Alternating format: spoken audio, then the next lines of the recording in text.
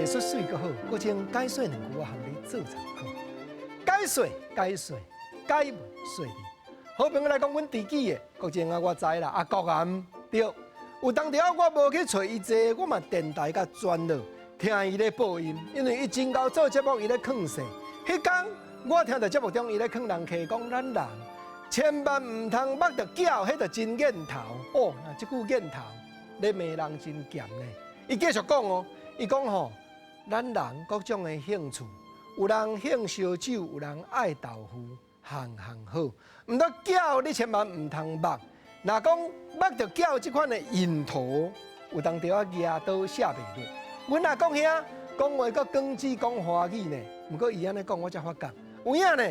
华语咧讲的瘾头，这是某一种的兴趣习惯性，要改袂起来，讲叫做有瘾头。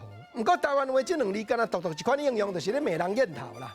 哦，瘾头跋筊安尼行伫咧倒位歹，我兄继续解说。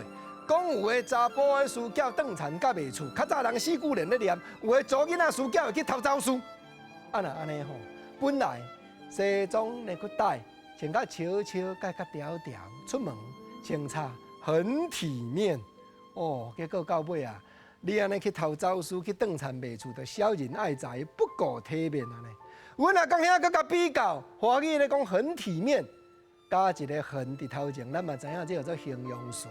毋过台湾话咧讲，君子爱财，取之有道；小人爱财，不顾体面。体面就是名词安尼。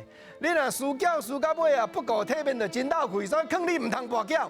讲遐继续讲我看到社会新闻真侪咧卖安怎样？卖讲吼，输缴到尾啊，无才调甲人理笑目，就爱去行地路。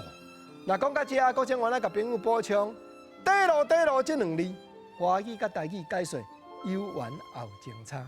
你若华语咧讲段路，两种解说，一款较正经的，就是迄个电线烧破、电线强劈一个，火烧就有，安尼叫做电线段路。另外一款解说就是咧骂人，讲头壳烧破或者脑筋短路。毋过共这两字台湾话敢若一款解说哦，对啦，就是讲吼，人生毋通去行迄个想袂开、不应该的路，毋通去行迄个地路。